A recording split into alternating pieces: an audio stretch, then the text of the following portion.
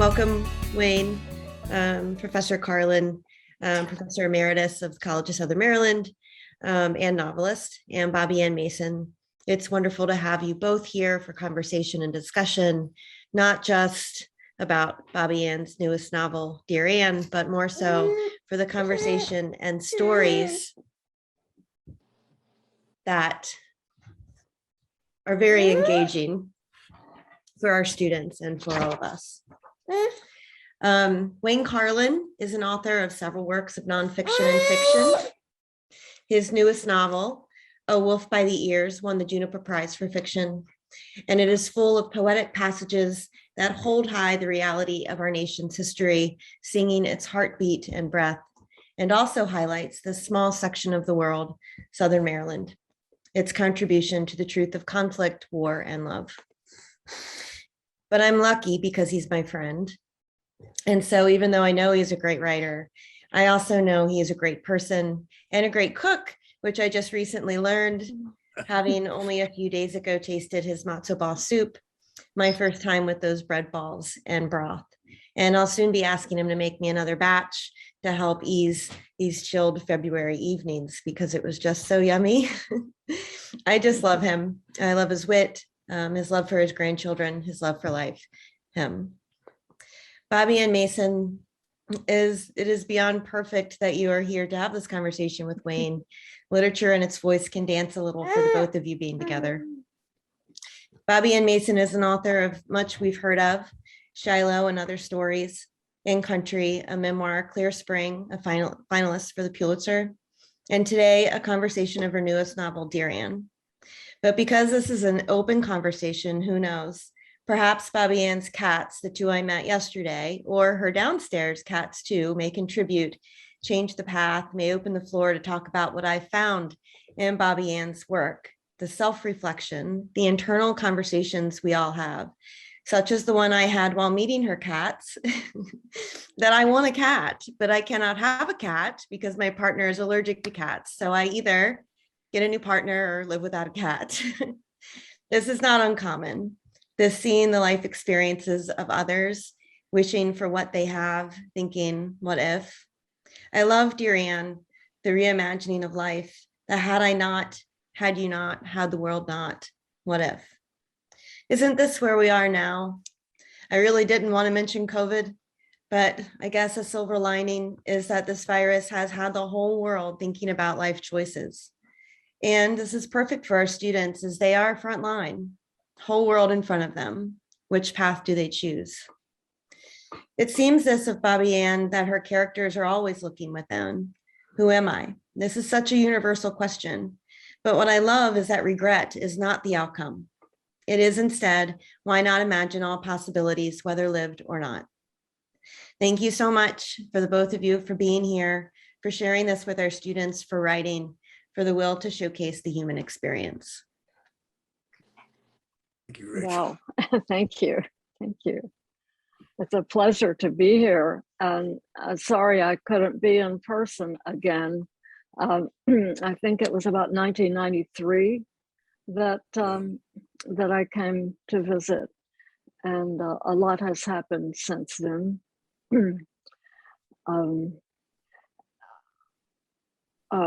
Shall I begin by reading a little from Dear Anne, or do you have a question? Dear Anne,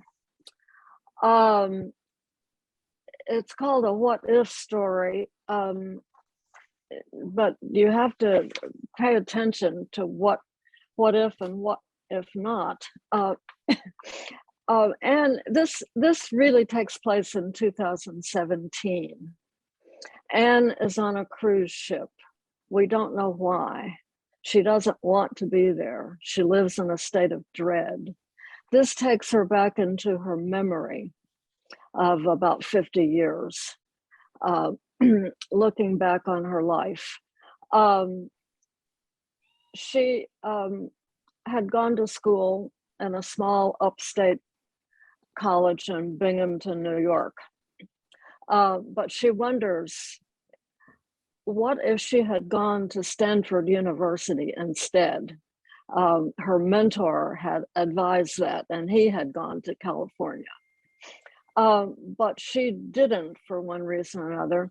But now she wonders what that would have been like. And if she had gone to California, she never would have met Jimmy. She could still hardly bear to think about him. But she felt very excited about imagining an alternate life, one without Jimmy, maybe somebody else. Jimmy wouldn't be in this dream life, or maybe it could have turned out differently with him. And anyway, it would have been better than where she is right now. So she starts imagining that she went to California as a graduate student in English. The university was at the end of a long avenue lined with lofty palm trees. Anne drove slowly, the car creeping along as if it too was nervous about the ultimate destination of the cross-country journey. Halfway down the avenue, she pulled over. Stanford displayed itself lavishly in front of her, both tantalizing and threatening. The amount of wealth it held in its history was beyond Anne's imagination. The palm trees on either side of her made a path to Xanadu. It took her breath. She had not expected the campus to be so large and quiet and leafy. The giant oak trees splayed their limbs like lazy gymnasts. She saw trees that might have been redwoods, tall and gaunt, pinpointing the sky. She ambled through a grove of what she thought from their fragrance were eucalyptus trees. Their peeling bark lay shredded at their feet like ragged gowns. It was a grand and lonesome place, but she wasn't afraid of being alone. She was afraid of Ivor Winters, the prominent literary critic who would be her advisor. She had heard he was a curmudgeon and rationalist. What would he expect of her? She was sure that a more backwards bumpkin had never crossed the threshold of almighty Stanford University. And then her mother writes her letters from time to time. There are numerous letters in the book, which accounts for the title. This is Hopewell, Kentucky, in September 1966. Dear Anne, glad to get your phone call and to know you're getting settled. I know you must be excited about all your new classes and your new apartment. That woman you rent from sounds like a character. That neighbor of ours, who always keeps squirrel on the table, brought us some squirrels she shot, and I had a time cleaning out the buckshot. Back in the summer, she kept wanting to get some Indian peaches off of us, and I told her, I'm sorry, but you come to a goat's house to get wool. We ain't had any Indian peaches in 10 years. Oh, what I'd give for an Indian peach right now. The only peaches I could get this year were wormy. Love, Mama. Well, Anne settles in precariously at Stanford University and feels like a fish out of water, looking back on her life, and probably she's transposing her memories of graduate school onto the Stanford campus. And from time to time, there are italicized passages which bring you back to the present on the cruise ship. And at this point, her imagination fails her. And then Jimmy appeared. In italics, he isn't supposed to be here. She feels a trace of vertigo from an almost imperceptible wobble of the cruise ship. But they are in California, she thinks, clutching the rails. It can be a different story. But no, we plunge right into Jimmy. Jimmy sat across from Anne in the Kelly and Sheets class. That's what he called the seminar on the poetry of Keats and Shelley. That was probably an old joke, she thought later. So I can stop there, but anyway, Jimmy and Anne fall in love at the seminar, but supposedly we're at Stanford. So I love the way you make Dear Anne, wrote Dear Anne as a story within a story. That I think there's we all have that wonder at moments in our life when we decide, one way or the other. If I went at that point, what difference would it have made if I'd gone here instead of there? There's always those, string of moments in our lives that are seminal. But this is a quote from this one, when Anne starts imagining that what if she had gone to California? What if she'd gone to Stanford? She felt a whir of excitement and unexpected pleasure in her youth following a different path. People always said, oh, to be young again, knowing what I know now, being young again in the 60s. What a blast it would be to start over in California.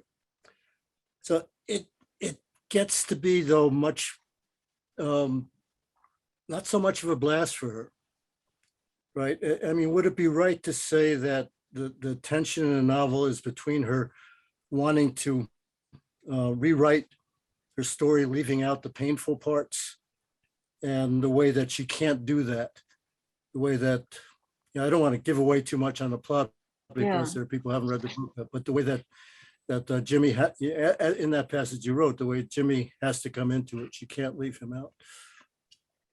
Well, I feel that this was the major thing in her life, and her memories are going to intrude. I sometimes think you can't really rewrite your life and your imagination. The things that were important to you just, they can't be changed. And so these things begin to intrude and take over. I think she does a masterful job at imagining Stanford University. But she can't imagine a different story there. It's the same story. It's her life. And the setting is different, but she clings to that. Right. There's a point where she says, toward the end, it isn't, except for the weather, wasn't 1967 much the same in upstate New York. It's basically her story with palm trees instead of snow. Right. And the snow kind of creeps into her imagination now and then. She can't get away from that in her history. I think that when you're writing about trauma, there were many traumas in the 1960s. When you're writing about something that you can't deal with, the character can't deal with, the character will find ways of deflecting it. Nabokov is the master at this. His characters almost always are trying to fool the reader, trying to divert the reader. Humbert in Lolita is pretending that he is a noble person with and can defend his treatment of Lolita because he had such good intentions, and that he admits readily to a murder he's accused of, but he won't admit to having defiled Lolita. That was really a good thing. So he's saying from his jail cell, you can always count on a murderer for a fancy prose style. So he's embellishing the tale, so he doesn't have to face it. And I think that that's what we do, and the kind of thing I was trying to get at by these deceptive layers. Yeah, with Anne, it also makes for the tragedy in the story. With Humbert, you see him for what it is. With Anne, that tension makes for the sadness. She can't let those go. That's who she is. There's a quote from Tim O'Brien in his story Lives of the Dead. Stories save lives, not people. not bodies, excuse me, but lives. And I kind of feel Mm. like that's what she's trying to Mm. do. Mhm. Um, yeah, I think I yesterday maybe we were so much aware of Sandy Hook, and with the it being in the news again, um, and you know that all of those parents who lost children, that's the defining instance of their lives. You just felt it all over again. That's what they will carry with them forever. And tra- traumas are like that. So how to express them? How does a writer show a trauma and its effects and how the character deals with it? Um, it as a writer, I can distance myself from it and also play a kind of game um, with the reader with how autobiographical is this? And I know Nabokov and other writers like William Maxwell do this all the time to great effect. And there are things about it that seem like they must be my life. Her name is Anne. She comes from rural Kentucky. She went to graduate school. And for the record, I found graduate school every bit as scary as Anne did, but she was better at it than I was. But um, I have a good deal of distance on it, plus 50 years. Mhm. Let's I want to come back to that, but also I guess connected to this, it was something that when you had the interview with Mark, you were talking about In Country, which you came to College of Southern Maryland and talked about and read from back in the 90s. And you mentioned something that struck me. You said that well, let me say that In Country, if anybody in the audience hasn't read it, it's about a teenage girl whose father is killed in the Vietnam War, and she's living with her uncle, who's a traumatized veteran also of that war. And you said that when you started, you had no idea it was going to be the Vietnam War was going to be in it, but that grew out of once you created the characters, that's where it led you. The characters led you to the story instead of the, I think it's different for different writers, instead of the story leading you to create the characters. Is that normally your process? Is that something you did with Dear Anne also? Um, to a large extent with Duran, with In Country, those characters just came out of nowhere, and I was so fascinated by them. I kept writing on them and working on them, and they wouldn't give up their secret until it just occurred to me one day that Sam was 17, she was coming of age, and that's the age when you start asking questions about your parents if you are if your parents aren't there. And her father had been killed. So, well, she didn't know what happened to her. I didn't know what happened to him. It occurred to me that he was killed in Vietnam, and that was the springboard for the story. Then I had written quite a lot, and with Dear Anne, I it really started with my mother's letters. I thought I would just put together a book of her letters because they were so entertaining. And I started reading them, and then I thought, well, who's she writing to? And then I started thinking about a character who was not me, but that I could work with. And so that tension developed. And it took a long time to figure out what the story was about and where. And I thought I would write about what if I had gone to Stanford. I had wondered that because I knew people who had been to Stanford, and they had urged me to go. Um, and I thought I would write about a character named Anne who went to Stanford. I'd find out what it was like. And then I thought I would go there and do research, and I didn't know anything about Stanford. And it turned out I couldn't get there for one reason or another. So then it got more complicated. I thought I'd write about somebody who wondered what if she had gone to Stanford, the same as I had wondered. And so then I got into a story, and it made it more complicated and I think more interesting than if I just wrote about somebody who went to Stanford. So what? There's a point in the novel where Anne is watching TV, and I'll just quote the sentence. A commercial about floor wax finished, then Anne was staring at dead mud smoke bodies with the sound of chopper blades beating.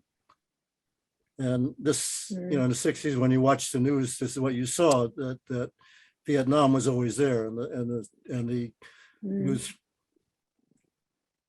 clips of dead soldiers, basically, over and over. It's always haunting her life, the way it haunted our generation, you know, the Vietnam War. And you go in the novel about, I want to talk a lot about this actually, about the different ways that people, university students were affected, you know, by the war. When you were at that point, what was your attitude about the those of your generation who were going to the war? I was on a college campus, and the war seemed very distant. I didn't have a TV, and the people who went to the war were not in college, so I didn't know who they were, and so it was hard for me to grasp what it was all about. It was mainly headlines on the radio, and then as the 60s progressed, there started to be teach-ins and campus events and protests and so on. So then it got more real. But there was still, until Kent State in 1970 something, it seemed very distant and unreal to me. It's not that way quite in the novel, and feels that to some extent, but then she's right there and there's a protest march, and so I remember what was it? There's a story you told once about getting on a bus with people who were going to Vietnam at that point. Yeah, I did. It was in Kentucky, and the soldiers got on the bus on the way to Bowling Green. They were from Fort Campbell, and they were shipping out the next morning to Vietnam. And that was the closest at that point I had gotten to the reality of it. And I sat next to a kid who talked to me about poetry. And it just struck me very deeply that this guy could die, and I didn't know where to go with that thought. It was a small moment can get to you. Yeah. I hadn't seen the bodies on TV very much at that point. But you I saw put them. that incident in country, more or less. Right. Yeah, that difference of seeing people in the flesh who around your age, I imagine. I was probably a little older. A little older than that. Yeah. So there's a kind of cultural, I don't know what to call it, you know, rural suburban cultural tension in the book. Also, you know, Anne gets angry when people use the term redneck, because she's from grew up on a farm in Kentucky, and you know, she hates that. But it also seemed to me to connect to the way she and her boyfriend Jimmy think about the Vietnam War and the draft. And I think the novel, you know, I don't want to get give away things in the plot too much, but the novel goes into that in ways I haven't seen other novels do, in that um, they are very aware of feeling privileged. That the fact that particularly Jimmy, who is middle class or upper middle class, they can, he can get out of going to the war because of his status, and he feels guilty about that. He feels that others are taking out the burden. I don't know. I wonder if you could talk about that a little bit. That moral dilemma that Jimmy feels. For one thing, it's probably very idealistic, and that kind of fervor that young people can have about a principle. Sometimes it can be misguided, sometimes it's innocent, sometimes it's really genuine. I think that one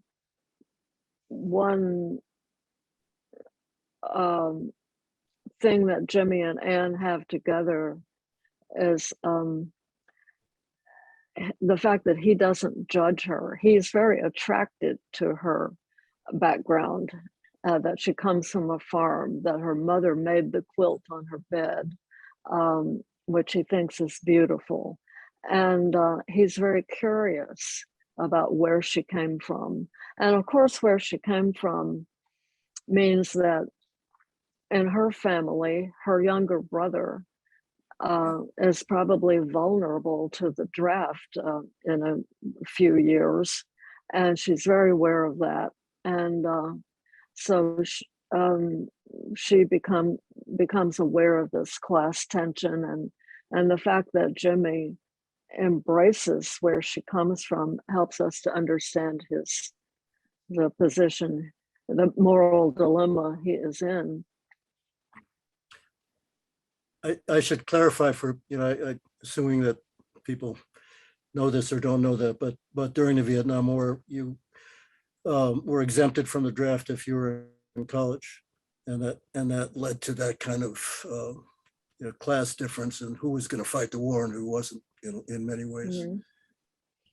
Yeah, so when I was in college, graduate school, everybody who was of draft age got an exemption, and so I didn't know people going to the war.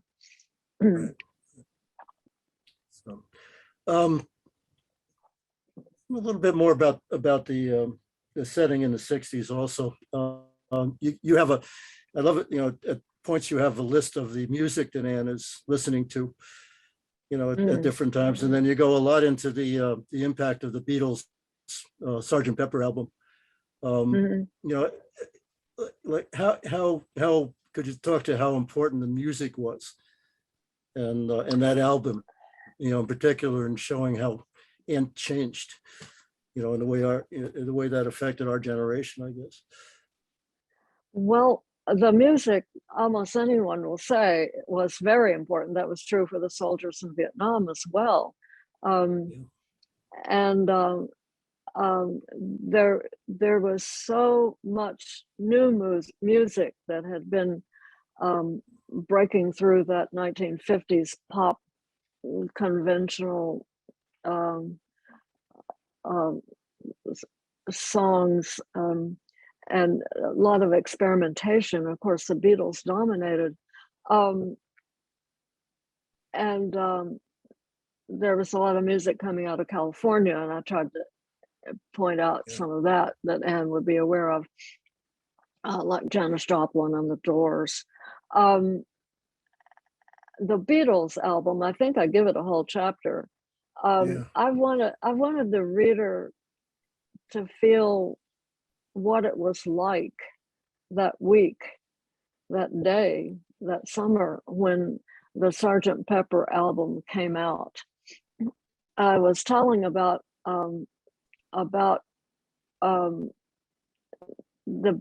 hearing the Beatles in the 60s to someone who's quite a bit younger, and he said, this is like being in the presence of history.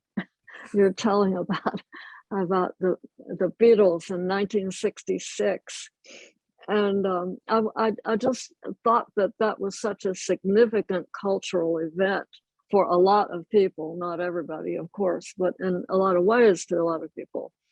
And I thought it works perfectly with an acid trip. And so I just went through the album, seeing it from that perspective, and how Anne and Jimmy reacted to it, and what I just wanted you to like feel it for the first time. That's you do a great job with that, and also a great job in describing the acid trip that they take. So that's difficult to put into words, but you. Oh, after I had written it, somebody had advised me never to write about drugs for more than a paragraph. You'll lose the reader. I'm glad you didn't take that advice. And well, I had already written it, and I couldn't let it go. So, and changes so much from going there. Like you said at the beginning, she's very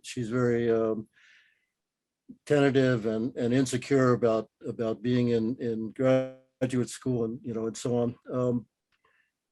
I'm wondering,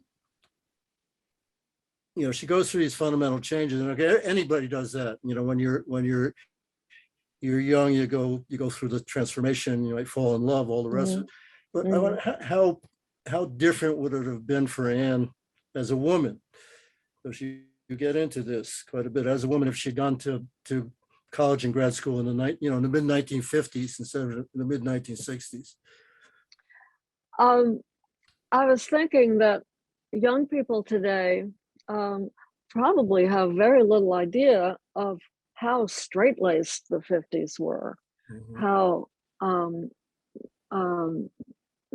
the conventions were so strict, and so much of it had to do with sex, that the whole dating game was built around fear of pregnancy and fear of getting the wrong mate, getting in trouble, as they called it. So in the 60s, with the birth control pill, that unleashed all sorts of freedoms. And there were freedoms in all directions. People were breaking barriers. One of let's see, this is a silly little moment, but at the concert at Woodstock in 1969, the Lovin' Spoonful was singing a song, and John Sebastian, the leader, was singing the song, and he forgot the words. And he said, "Okay, help me remember the words." He said that to the audience, which was, huge. And and it was so casual and just natural, and the people helped out.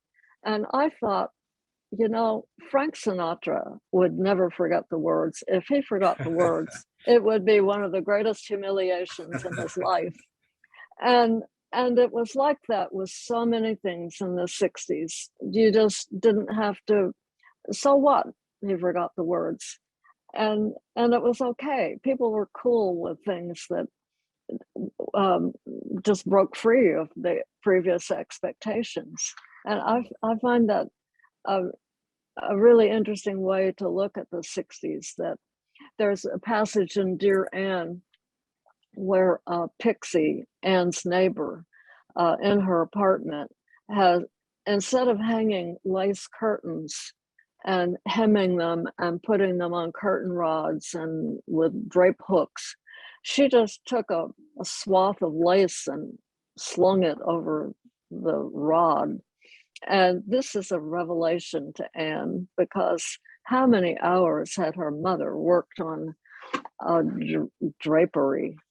And it just didn't matter.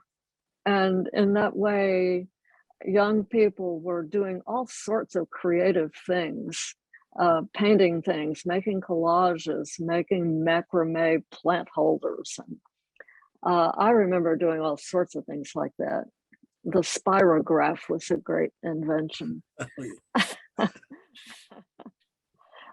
So it just, things were loose. Things were getting loose, and that was a great antidote to the worry about the war or escape. Yeah, I mean, it's a great example, the curtains also, of how, just a little detail like that can tell so much about the time, about that whole Yeah, yeah. transformative nature, just that, Mhm. you come to that moment where, oh, I don't have to look at it this way. I can open up. Yeah. And I mean, that was Oh, there as was, important, that curtain was as important as her finding birth control pills, or anything else. It was like, I can change, this is, yeah, yeah. Just ask questions. Those straight-laced behaviors were a lack of imagination and lack of curiosity, uh, and an adherence to a really strict code of behavior that may have worked at one time, but not anymore. So a lot of that just feeds into where we are today, and um, the times they are a changing. well, how much do you think that, that period was transformative, that it still does affect us today? We know a lot of people are, well, that didn't work. Then there was Altamont, and then there were all the other wars, and then, et cetera. So I know for a lot of people, like myself, or people our generation, it's kind of, well, there's all that promise, and was it really transformative? Well, in some ways, I guess it was, but um, things, um, I don't know how to talk about such big concepts, but um, the world rolls on, and we're still humans, and we still make the same mistakes, and we seem unable to change ultimately. Which brings us to the question of, why can't we stop war? Why can't we stop having war?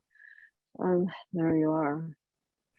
Well, you in both in country and Iran, there's parts where you define war as a male thing, as some, that's something, it's something men do.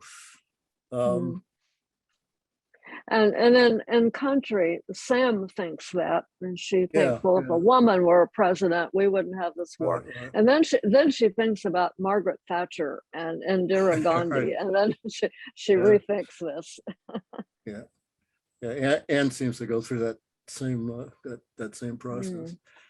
I want to,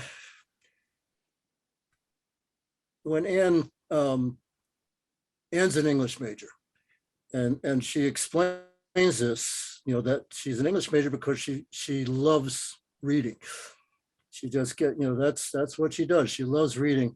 And at least at first, when she goes to grad school, right, she feels the way that literature is being taught and discussed in the classes too academic, too dry, too theory oriented, too humorless, like all the joy's just taken out of her. And as somebody who's taught literature, for many years, and I always get this from kids who are not necessarily English majors, how they've been turned off to it because of the way that the way that was taught to them, or attempted to be taught to them. So my friend, poet Michael Glaser, suggested I ask you, in connection with this question, what are some questions you would like English teachers to ask students about the books they're reading? Oh, well, I haven't been a teacher very much, so I'm not sure how I relate to this, but Um, graduate school for me was uh, different, a bit different from what Anne is describing. She's describing an intimidation by know-it-all students and teachers that she can't quite relate to. I remember graduate school as a kind of golden age of graduate study in the 60s because um, it it seemed like the last era in which we could uh, discover writers and read books and love books. Um, it it it became much more um, well, the way it is today, I don't recognize. It's too fragmented. I don't recognize an emphasis on writers and literature. In the 60s, we read the canon, but what did we know? These are some great books, so we read some great books. And we couldn't have, I feel I couldn't have identified other books that should have been on the canon because what had I read? Not much compared to what I would have later. So the joy of discovering books was there, and the joy of studying books was, and what I got out of it most more than anything was the intricacy of studying all the details. So that's why I love Nabokov and Joyce and writers that you could just spend hours on reading a paragraph.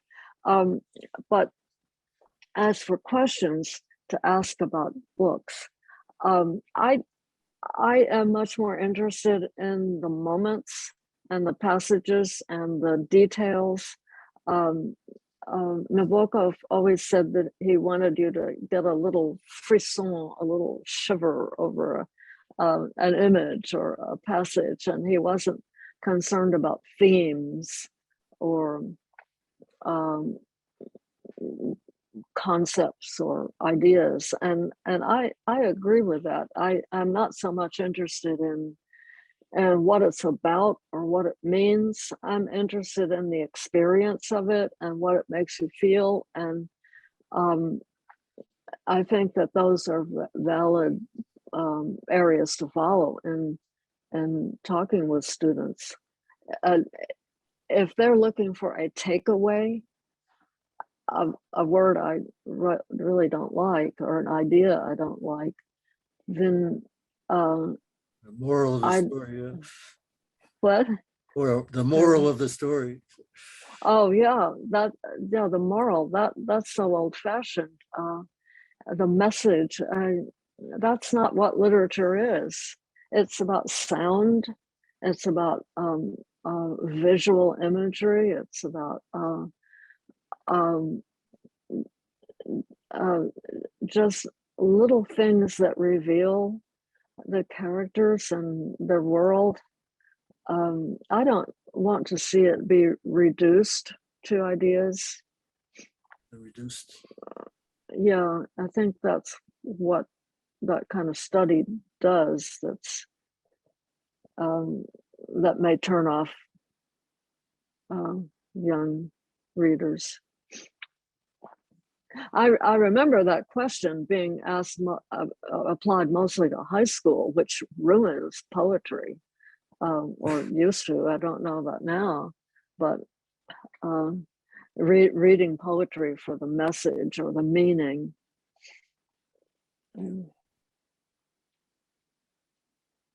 Yeah, it's well, imagine somebody teaching to your aunt. What you would want the read, what you would want the students to get out of that is what you'd want a reader to get out of that. Just what you're saying, the images and the connections, I guess, too. Well, I think also in this, I would like for you to get the intricacy of it and the way memory and imagination play together, and how memory and desire, what happened and what you wish had happened, how they play together. Mm. And ultimately you want to get the the feeling, the ultimate feeling that this story tries to embody, but I don't find any ideas. Yeah, I love the way, and in the end, that the book she produces her observations about nature, the natural Mm. world, and the way her father describes that also. It's So her mother's letters from the farm were a key to her salvation, I guess. right. Okay, well, I'll stop my question at this point and see if we have questions from the viewers, participants. Yes. That, Oh, so there's a Q&A tab at the bottom of your screen. So please send in questions if you have any. Doing that. But we can. I have one, selfishly. We were, Bobbie and I, we were at dinner with Yusuf Komanyaka years ago. And a student asked, can poetry or literature save people? How would you respond to that question before I give you his response? I think I know poets who claim that, and I don't know what, especially poets, but I think primarily literature gets us into a world that's different from where we live. We have a vicarious um, experience, and we can um, learn about other worlds, and it makes us more empathetic. Theoretically, I think it does, and so that we need that as much as anything. So it enlarges our views. I think it's simple enough to say. Who's Yeah. the writer? I'm sorry, go ahead. Oh, I've been reading a lot of Chekhov, and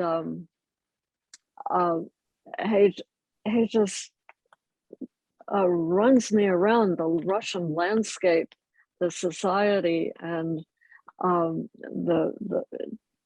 towns and the cities. I just feel like I'm there, and he writes about people with such large compassion, and every story, it seems like, has a samovar bubbling, and it's so comforting to get into these Russian families and stories and feel that the samovar is bubbling and the stove is hot, and it's just those little things that embrace you and make you feel like you're there and that you can be open to the people who are in that landscape. I forgot the writer who said this, but said the person who doesn't read has one life. The person who reads can live 1,000 lives. Oh, that's a good quote. Yeah, I feel that that's true. So what did Yusuf Komanyaka say, Neil?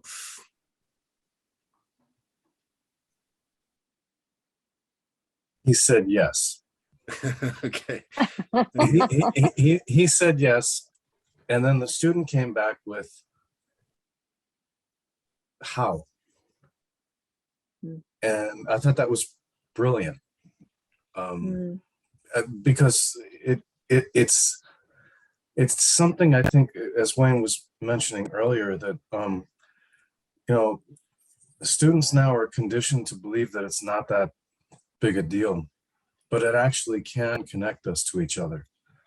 and it can save you with tiny details like the one that you just mentioned, Fabienne. Because it's all about, my mom's letters.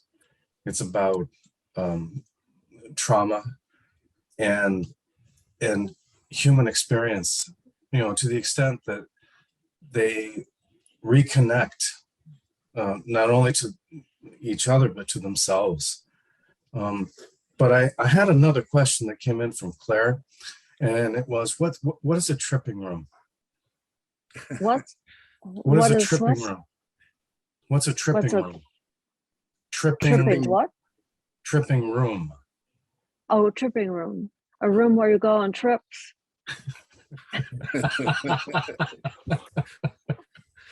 With acid, you need to, Yeah. not, yeah. Oh, I meant to say that Anne and Jimmy connect through literature quite deeply. It was in graduate school at that time.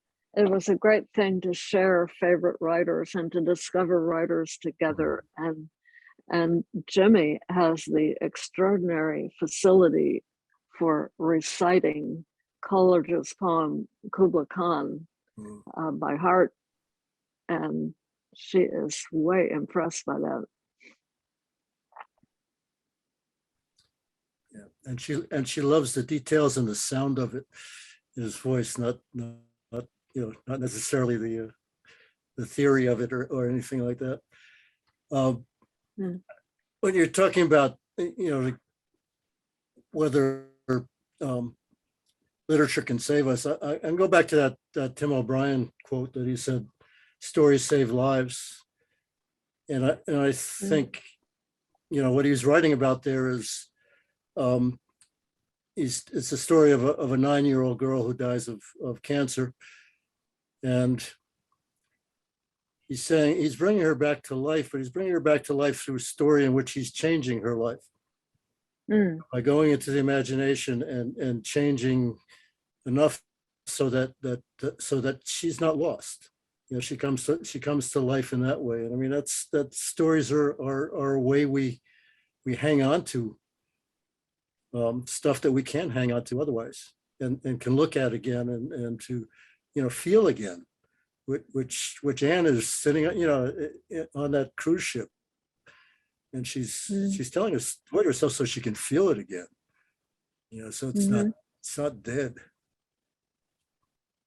I think of how many times I've put my mother into my fiction.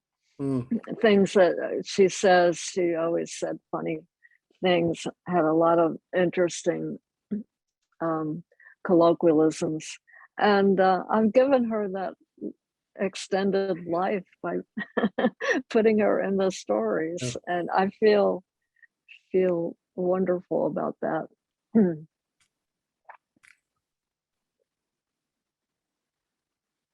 I do have one more question. Well, actually, more are coming in.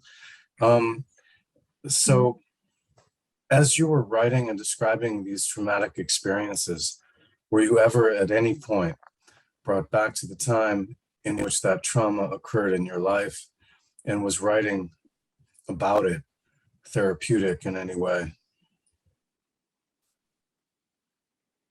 That I can't say that I had the same experiences that I wrote about. No.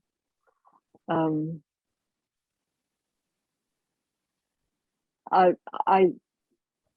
share the trauma of having been in graduate school, and having been very insecure. So there are ways in which just our experiences, if you try to write about them and get some distance on them, that can be therapeutic, I guess. But one thing about Anne looking back on 50 years of her life is that when you've you've got 50 years to look back on, there's a lot to reassess and to realize you think differently about, and you can get some insights about it. I'm not sure I answered your question very well. No, you did. The next question from Tia is, it's a little generic, but I think it's important for our students to hear. What's your writing process?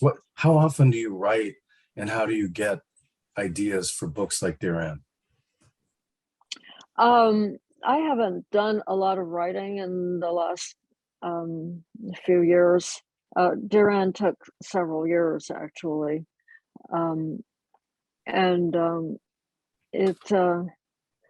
But when I'm writing, usually it's when I feel good and feel energetic, and it's not every day. When I'm substantially into a project, then I'll be more regular about it and more productive. But the beginning is usually wrestling with the blank page and being very insecure about it. It takes a long time for it to take off. So I'm not terribly disciplined about it. Once I get really into it, it's easy to be disciplined because it takes over. And usually it's only in the late afternoons.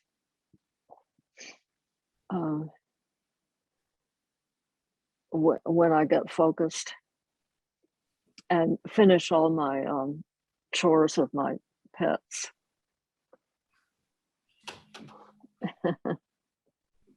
They're very demanding. Upstairs cats and downstairs cats. Yeah. All right. So what's the next chapter? What do you have in mind right now? I want to write some more very short fiction, maybe like flash fiction. And I haven't written any long stories in a long time. I want to put together a book of stories.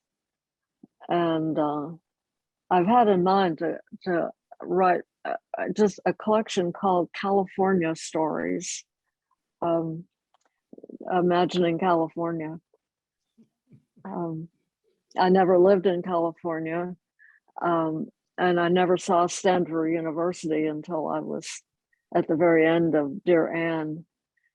Finally got to go there and look it over. That's when I realized it had a lot of big trees. But California Stories, I've written a lot of short things that in one way or another have to do with California. And I think everybody's got a mental California from movies and TV and just the culture. He gives me lots of ideas.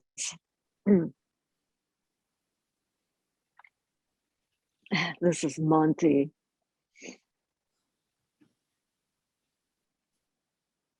Does anyone have any more questions?